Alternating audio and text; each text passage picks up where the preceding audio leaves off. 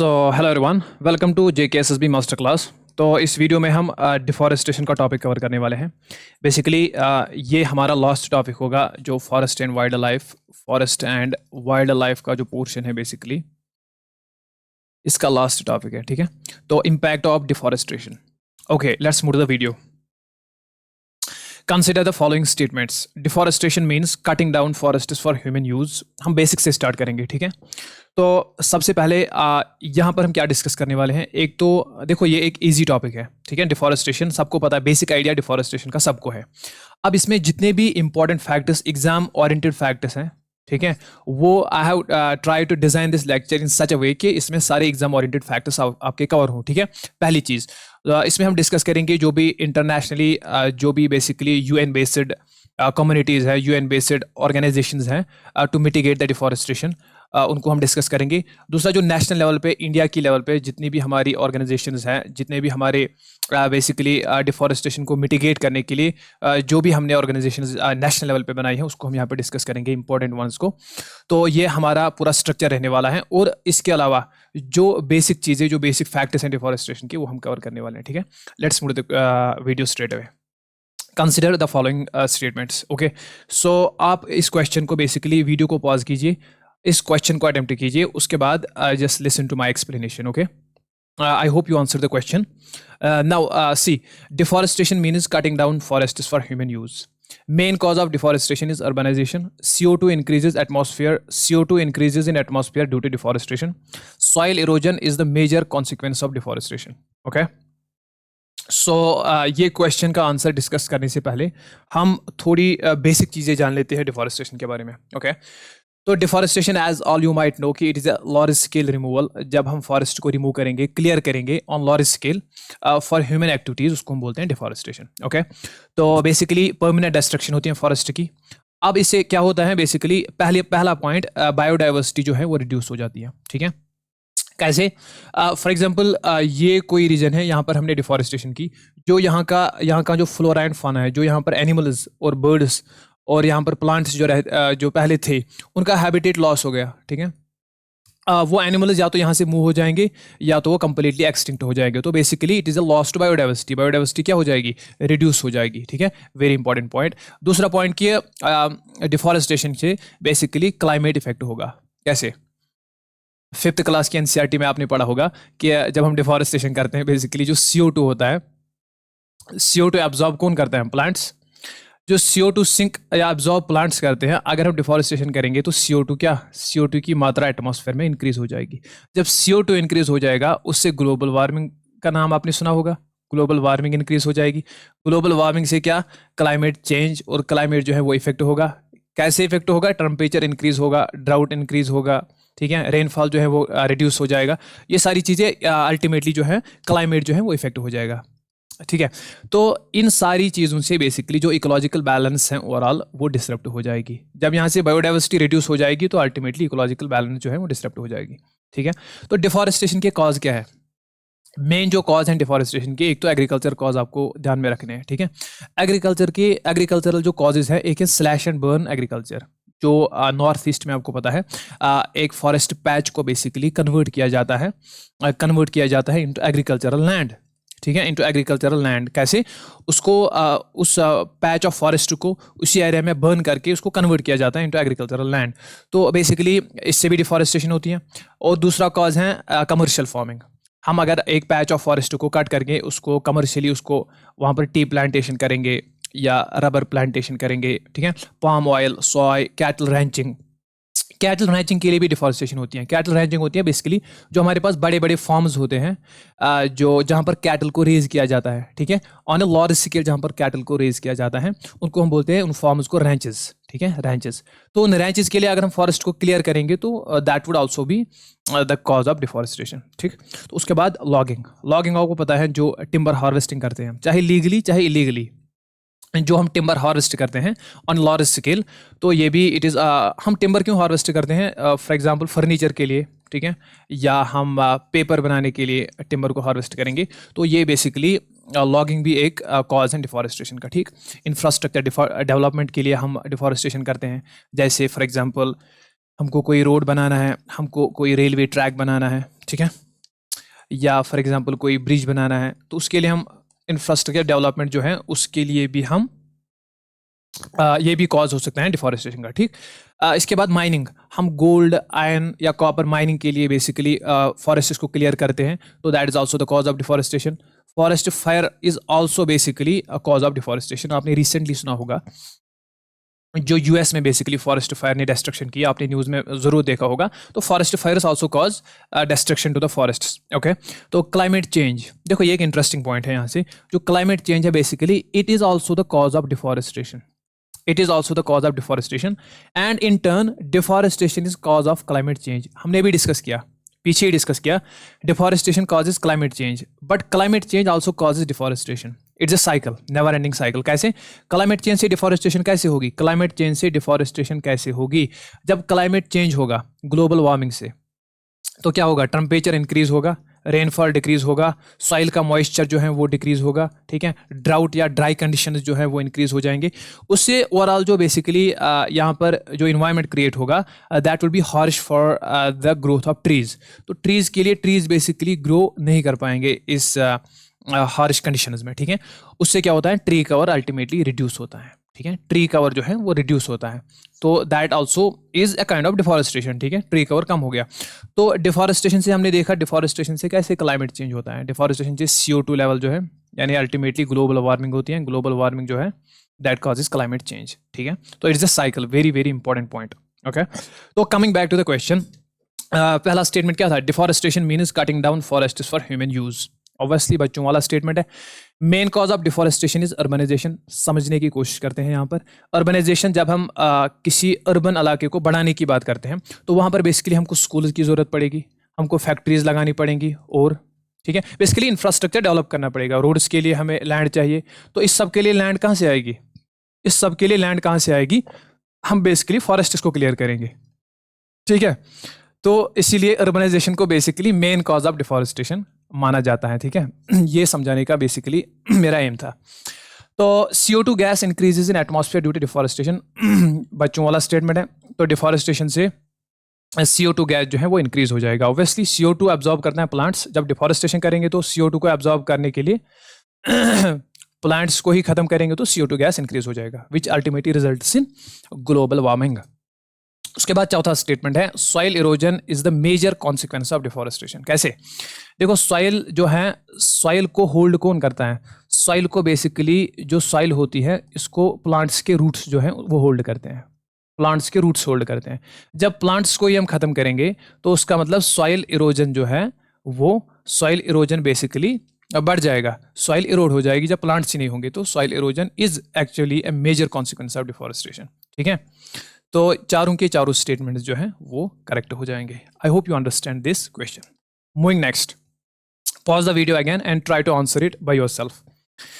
Consider the following statements, okay. Again मैं statement wise क्यों question ला रहा हूँ? पहला इसका रीजन है कि JKSSB इज शिफ्टिंग, JKSSB अपना पैटर्न शिफ्ट कर रहे हैं towards statements question and match the following question, ठीक है। एक तो ये रीजन है। दूसरा रीजन है, मेरा मकसद होता है आपको कॉन्सेप्ट क्लैरिटी करवाना, ठीक है। इट इज़ नॉट मेयरली कि मैं आपको क्वेश्चन करवाऊँ, तो that is why I prefer statement wise and match the following questions, ठीक है। Deforestation causes increase in green house gases, destruction of forests leads to extinction of species, deforestation leads to increase in rainfall, loss of top soil is the major consequence of deforestation, ठीक है।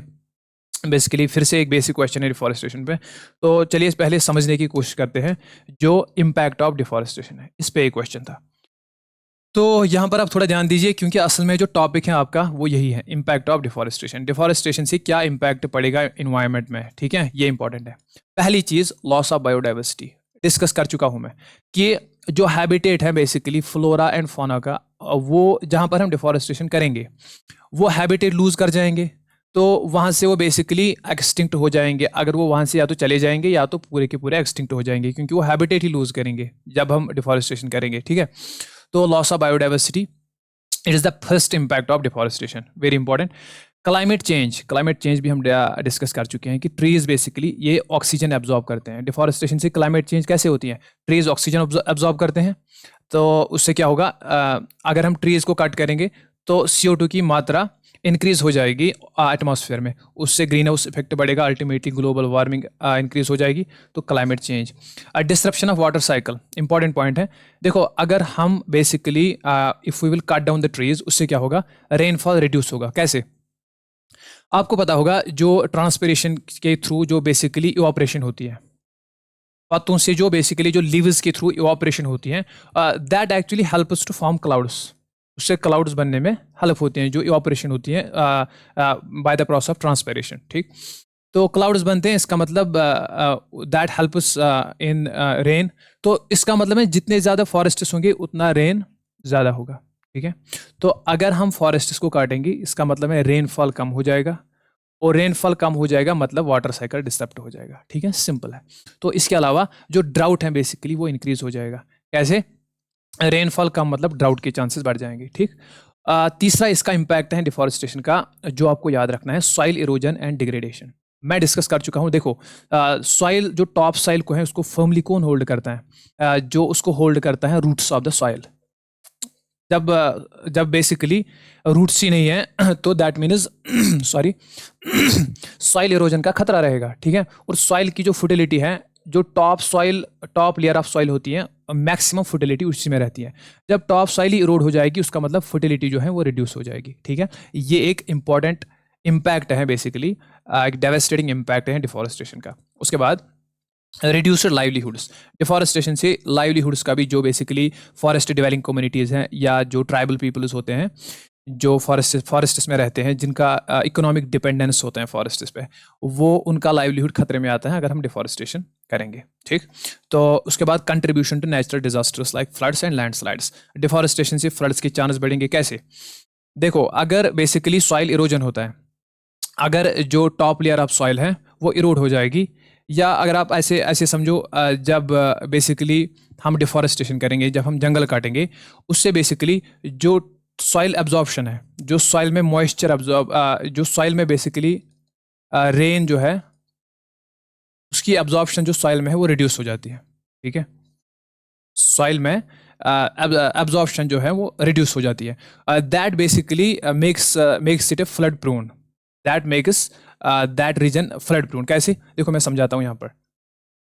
अगर basically हम deforestation करेंगे, देखो एक important concept यहाँ पर है, जो ट्रीज होते हैं, ट्रीज, ये मान लो ये ट्रीज के रूट्स है। ठीक है, ये सॉइल है, तो अगर फॉर एग्जांपल जो यहाँ पर ट्रीज के रूट्स है, ये सॉइल में पोर्स क्रिएट करते हैं। ठीक है, ये सॉइल में पोर्स क्रिएट करते हैं, क्योंकि ये नीचे होते हैं, बहुत सॉइल के लेयर्स में नीचे होते हैं, तो ये पोर्स क्रिएट करते हैं। जब बारिश होती है तो बेसिकली जो वाटर है, वाटर इन पोर्स के थ्रू सॉइल के नीचे वाली लेयर्स में जाता है, वाटर इन पोर्स के थ्रू सॉइल के नीचे वाली लेयर्स में चला जाता है। तो इससे क्या होता है, जो सॉइल में जो वाटर एब्जॉर्प्शन है वो बढ़ जाता है, वाटर रिटेंशन जो है सॉइल का वो क्या इंक्रीज होता है।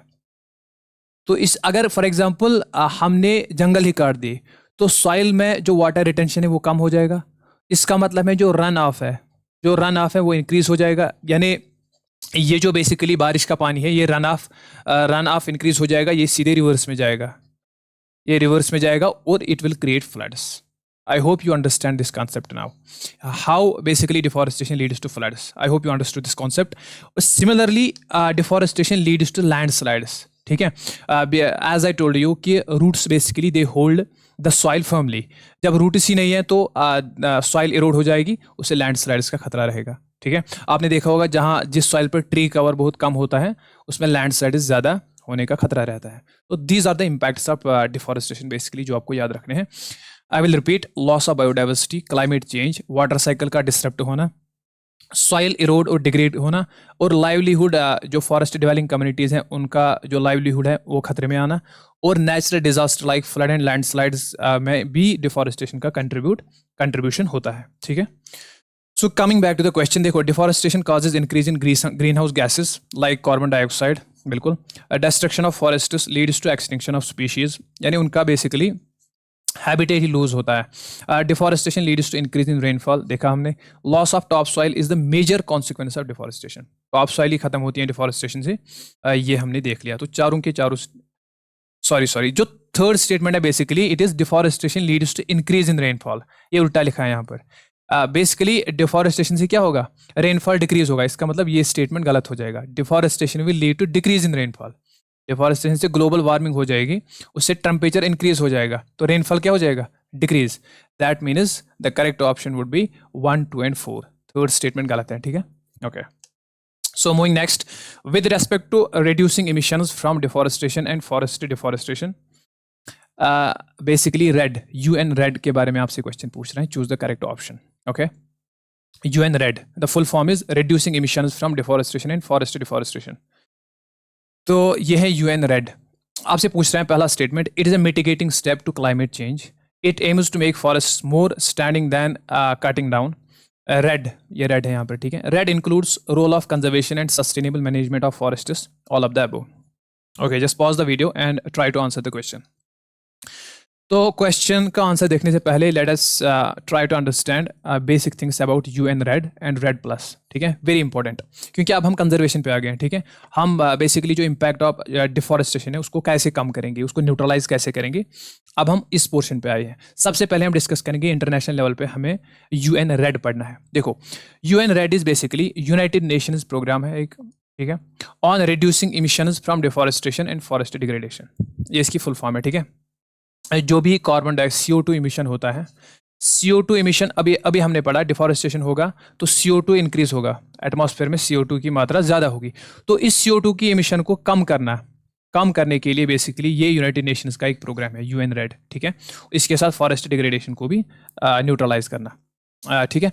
ये कोलैबोरेटिव प्रोग्राम है, जो UN की 3 बॉडीज़ हैं उनका एक कोलैबोरेटिव प्रोग्राम है। एक तो FAO, food and agriculture organisation, UNDP, United Nations development programme, and UNEP, United Nations environmental programme. इन 3 यूनाइटेड नेशंस बॉडी का एक कोलैबोरेटिव प्रोग्राम है UN रेड, ठीक है।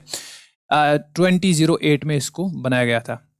इसके बाद रेड प्लस, इसी का एक एडवांस फॉर्म है रेड प्लस। ये एक वॉलंटरी क्लाइमेट मिटिगेशन फॉर्म है। इसमें क्या है बेसिकली, ये प्लस मतलब क्या है, इसमें 3 और चीज़ें ऐड की गई, इसका डोमेन थोड़ा बढ़ाया गया। तो ये प्लस जो बेसिकली है, इसमें 3 चीज़ें ऐड की गई। पहला, role of conservation of forest इसमें ऐड किया गया, सस्टेनेबल मैनेजमेंट ऑफ फॉरेस्ट, और तीसरी चीज़ कार्बन स्टॉक जो है उसको बढ़ाने की बात की गई है यहाँ पर। 3 चीज़ें, ठीक है। तो पहली चीज़ कंजर्वेशन, सस्टेनेबल मैनेजमेंट और enhancement of forest carbon stock. तो ये, लेकिन जो रेड प्लस है आप याद रखोगे, इट इज़ वॉलंटरी मतलब है ये बाइंड नहीं है कि हर जो कंट्री चाहेगी इसको वो रेड प्लस ज्वाइन कर सकता है, मतलब ये कोई बाइंडिंग नहीं है हर किसी कंट्री पर, ठीक है। That is it is voluntary, ठीक।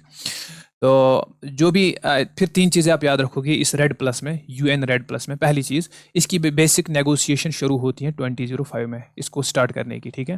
फिर जो फाइनल पीसेस थे, ये जो रूल बुक है UN रेड प्लस की, इसके फाइनल पीसेस बेसिकली फिनिश किए गए 2016 में, और कंप्लीट फिर पहले इसके जो मेजर डिसीजंस थे वो कंप्लीट हुए 2013 में, और अल्टीमेटली ये फिर 2016 में कंप्लीट हुई इनकी रूल बुक जो है UN रेड प्लस की, ठीक।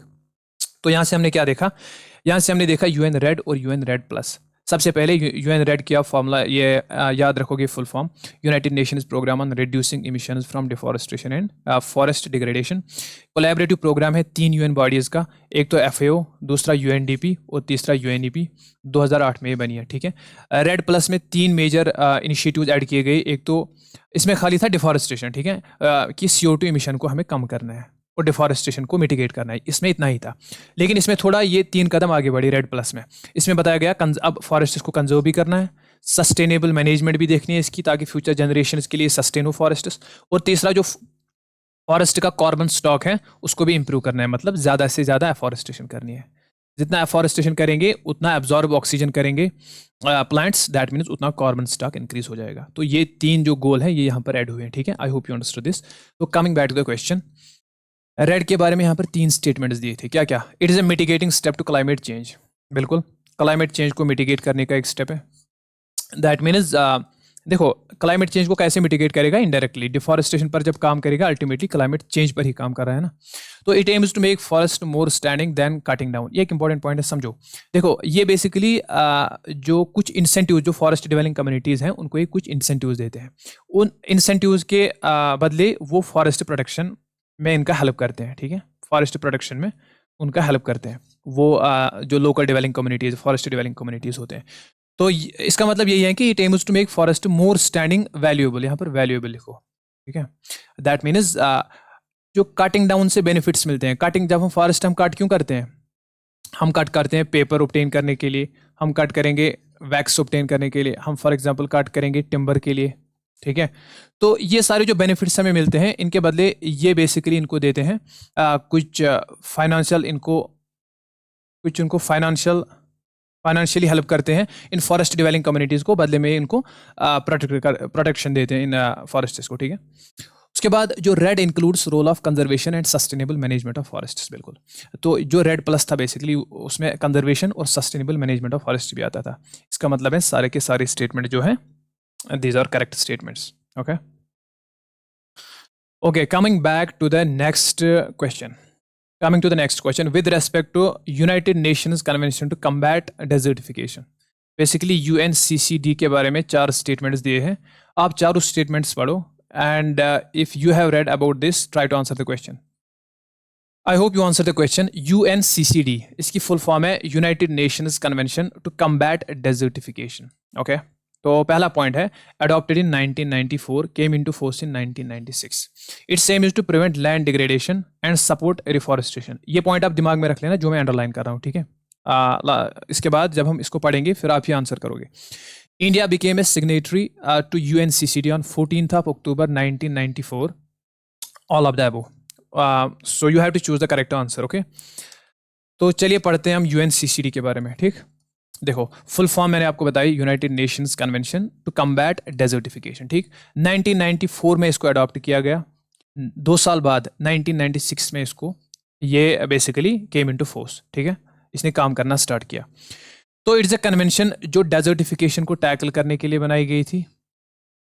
ये एक्शन प्रोग्राम 3 लेवल पे चलाती हैं। डेजर्टिफिकेशन को टैकल करने के लिए ये जो एक्शन प्रोग्राम चलाती हैं वो 3 लेवल पे चलाती हैं। एक तो नेशनल लेवल, दूसरा रीजनल लेवल, और तीसरा सब रीजनल लेवल। नेशनल लेवल मतलब कंट्री के लेवल पे, ठीक है। रीजनल मतलब group of countries. For example ये कोई एक्शन प्रोग्राम चलाएंगे साउथ ईस्ट कंट्रीज में, साउथ ईस्ट कंट्रीज में, ये साउथ ईस्ट एशिया में फॉर एग्जांपल ये एक प्रोग्राम चलाएंगे, तो वो रीजनल लेवल पे हो गया। उससे छोटा हो गया सब रीजनल, ठीक। तो इंडिया जो है ये होस्ट करता है agro forestry and soil conservation, मतलब जो इनका agro forestry and soil conservation का डोमेन है UNCCD का, उसका होस्ट इंडिया है। दैट मीन्स उसके रिलेटेड जो ऑफिस वगैरह है, जो उसके रिलेटेड जो कोऑर्डिनेटिंग कमेटी है, वो कहाँ बैठती हैं? वो इंडिया में बैठती हैं, उसका ऑफिस इंडिया में है। ये इसका मतलब है। एग्रो फॉरेस्ट्री में पे मैंने क्वेश्चन रखा है, इसको हम आगे डिस्कस करेंगे। उसके बाद इंडिया इसका सिग्नेटरी बना है 14th October 1994 में। इंडिया ने इसको साइन किया है 1994, ठीक है, याद रख लेना। लेकिन रेटिफाई किया है 17th December 1996 में। मैंने आपको समझाया है signing a treaty and ratifying a treaty, what is the difference, पिछले वीडियो में समझा चुका हूँ, ठीक है। उसके बाद जो कौन सी मिनिस्ट्री इसको यहाँ पर इंप्लीमेंट करती है? Ministry of environment, forest and climate change of India इसको यहाँ पर इंप्लीमेंट करती है। यानी UNCCD के रूल्स को इंप्लीमेंट यहाँ पर ministry of environment, forest and climate change करती है, ठीक है। इस मिनिस्ट्री के अंदर एक डेजर्टिफिकेशन सेल आती है। इसी मिनिस्ट्री के अंदर एक डेजर्टिफिकेशन सेल बनाई गई है, जो बेसिकली तमाम जितने भी इश्यूज हैं रिलेटेड टू दिस कन्वेंशन, उसको कोऑर्डिनेट यही डेजर्टिफिकेशन सेल करती है, ठीक है। Very important. Coming back to the question, क्या हमने देखा था? पहला स्टेटमेंट था it was adopted in 1994, came into force in 1996, okay. Just now try to test your memory. ये बिल्कुल सही स्टेटमेंट है। It is same is to prevent land degradation and support reforestation, okay, बिल्कुल सही। India became a signatory to UNCCD on 14th October 1994, देख लिया हमने, तो all of the above, okay. Coming to the next question, the method of simultaneous integration of trees with agricultural crops is called. Very important question actually. तो deforestation, reforestation, agroforestry, zoom cultivation, मैं पहले ही बता चुका हूं। मैंने एक question रखा है एग्रोफॉरेस्ट्री पे, so you guessed it right. इसका सही जवाब रहेगा एग्रोफॉरेस्ट्री, ओके। तो देखिए, जब हम साइमल्टेनियसली ट्रीज और क्रॉप्स को ग्रो करते हैं, जब हम ट्रीज और क्रॉप्स को साइमल्टेनियसली एक साथ कल्टीवेट करते हैं, उसको हम बोलते हैं एग्रोफॉरेस्ट्री। बेसिकली हम यहाँ पर जो क्रॉप्स के साथ साथ ट्री ग्रोथ को भी यहाँ पर एनकरेज करते हैं, उसको हम बोलते हैं एग्रोफॉरेस्ट। इससे क्या फ़ायदा होता है? देखो, फॉर एग्जांपल ये पैच ऑफ लैंड है, ठीक है, पैच ऑफ लैंड है, और यहाँ की बाउंड्री पे हमने ट्रीज भी, यहाँ पर राइस कल्टीवेट होता है, और इसकी बाउंड्री पे हमने ट्रीज कल्टीवेट की है, ठीक है। ट्रीज प्लांट किए हैं। तो ये बेसिकली इसको दो बेनिफिट्स प्रोवाइड करेगा। पहला, ये ट्रीज जो है ये शेड प्रोवाइड करेंगे, उससे इसकी सॉइल जो है उसको मॉइस्चर रिटेन करने में हेल्प हो जाएगी। तो पहला तो ये है। दूसरा बेनिफिट ये है कि ये जो ट्रीज से डायरेक्टली जो फार्मर को वुड मिलेगी, टिम्बर मिलेगी, ठीक है, ये एक और बेनिफिट हो गया।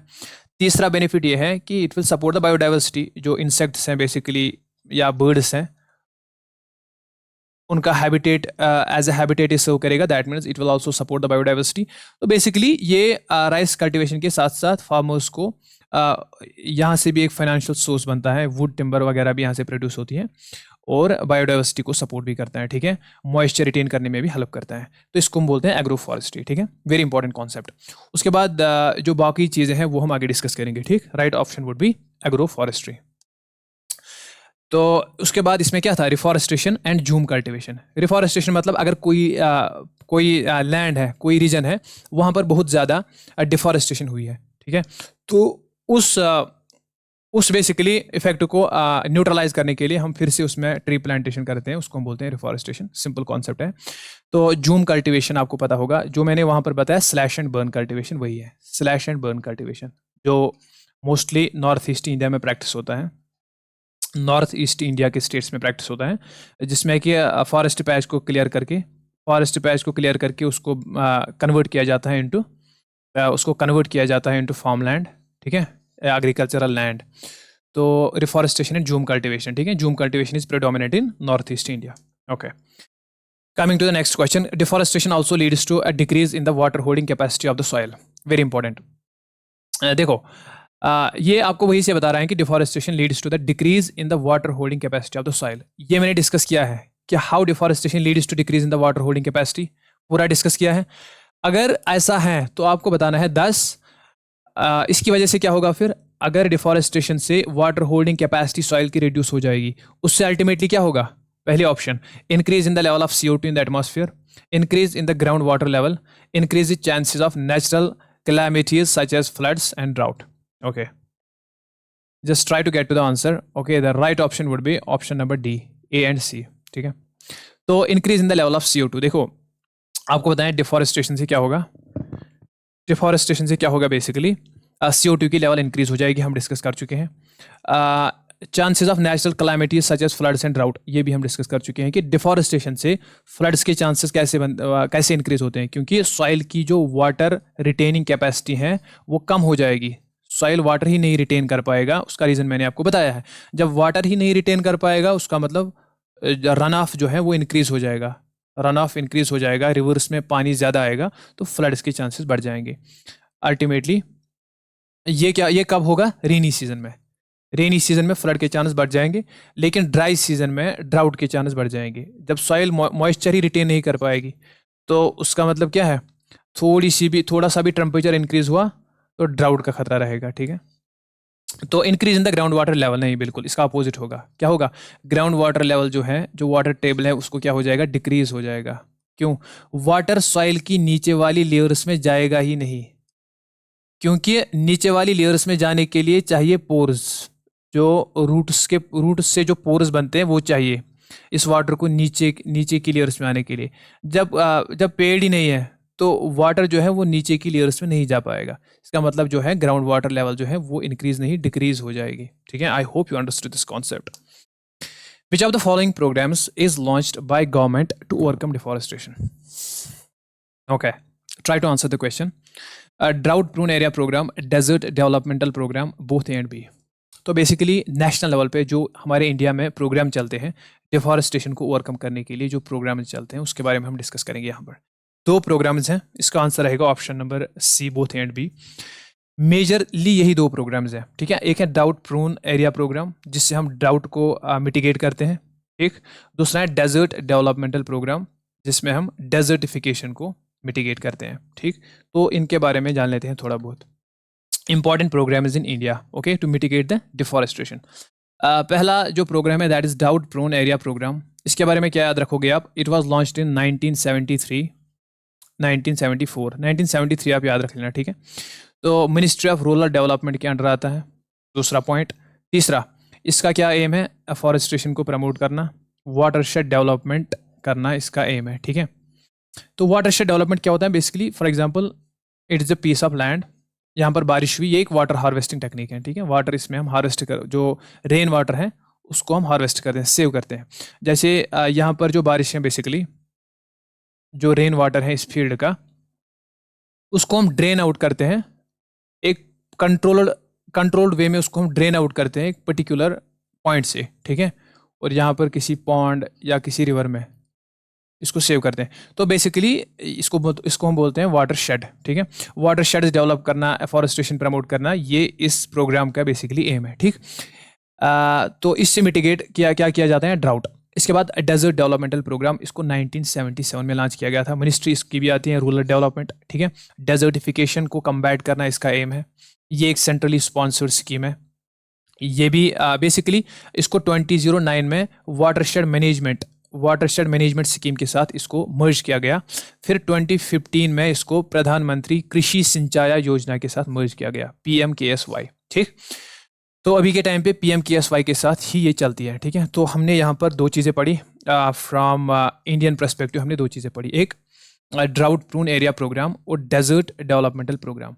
ड्राउट प्रून प्रोग्राम ड्राउट को मिटिगेट करने के लिए, डेजर्टिफिकेशन को मिटिगेट करने के लिए डेजर्ट डेवलपमेंटल प्रोग्राम। इसका रखना है आप याद 1973, ये लॉन्च हुई 1977 में। दोनों की मिनिस्ट्री जो है वो है रूरल डेवलपमेंट, ठीक। ये चीज़ें आप याद रख लेना, ठीक। तो इसी के साथ जो है फॉरेस्ट एंड वाइल्ड लाइफ की जो 20 मार्क्स हैं, ये वाला पोर्शन इसकी मैं बात कर रहा था, ठीक। इसमें हमने सातों टॉपिक जो है वो कवर किए हैं। Types and distribution of forest से भी हो गया, बायोडाइवर्सिटी भी हो गया, endangered species of animals and plants, इस पर मैंने 2 लेक्चर दिए हैं। तो अगर मुझे लगेगा कि इस पर और भी कुछ पढ़ाना है तो उसको मैं नोट्स में अपने कवर करूँगा, उसके बारे में मैं आपको अभी बताऊँगा। Conservation of forest and wild life in India, ये भी कवर है। प्रोजेक्ट टाइगर पे मैंने एक कम्प्रहेंसिव वीडियो बनाया है। इसके अलावा आपको कुछ भी पढ़ने की ज़रूरत नहीं है, ठीक है। कम्युनिटी कंजर्वेशन थॉरोली डिस्कस किया है। और आज हो गया इम्पैक्ट ऑफ डिफॉरेस्टेशन, ठीक। तो 20 मार्क्स आपके कम्प्रहेंसिवली कवर हो चुके हैं। अब इन पर मैं 100 top MCQs, basically previous year questions होंगे, जिनके थ्रू 7 टॉपिक जो हैं सारे के सारे मैं कवर करूँगा थ्रू 100 MCQs। ये एक रैपिड रिवीजन रहेगा, ठीक है। ये एक रैपिड रिवीजन एज सर्व करेगा इसके लिए। तो इसके अलावा जितनी भी मैंने रिसर्च की है इन 7 टॉपिक्स पे, उस रिसर्च को मैं कंपाइल करूँगा PDF फॉर्मेट में, ठीक है। इस पर मुझे 3 से 4 दिन लगेंगे मिनिमम। तो इसके बाद मैं आपको इसकी PDF प्रोवाइड करूँगा जो आपको कंपाइल्ड फॉर्म में होगी, ये वाली 20 marks. And I will make sure कि मैं उसमें हर एंगल टच करने की कोशिश करूँगा। जितना भी यहाँ से बचता है, जो भी मुझे लगेगा कुछ कमी रह गई है, तो वो मैं उसमें दूर करने की कोशिश करूँगा। तो आई विल मेक श्योर कि आपकी जो 20 मार्क्स हैं इसमें आप 14 एबो मार्क्स बना पाओ, ये मेरी कोशिश रहेगी। तो इसके लिए आपको 2 चीज़ें करनी है। एक तो आपको PDF पढ़नी है इन लेक्चर्स के अलावा। दूसरा आपको वो PDF प्रोवाइड करने के लिए आप मुझे वो PDF हासिल करने के लिए यहाँ पर आप मुझे टेक्स्ट करना व्हाट्सएप पे, ठीक है। और दूसरी चीज़, टेलीग्राम आपको ज्वाइन ज़रूर करना है, क्योंकि यहाँ पर आप टॉपिक वाइज क्विज शुरू करेंगे। हम इन 100 टॉपिक्स की हम टॉपिक वाइज क्विज टेलीग्राम पे शुरू करेंगे आज से। और 100 PYQ का क्वेश्चन जो है, PYQ का वीडियो जो है वो भी जल्दी आएगा। तो उसके थ्रू हम पूरे 100 टॉपिक्स को, 7 टॉपिक्स को रिवाइज करेंगे, ठीक है। तो that is all for the video. अगर आपको लगा कि आपकी प्रिपरेशन में थोड़ा सा भी वैल्यू मैंने ऐड किया है तो do consider subscribing my channel. Thank you very much.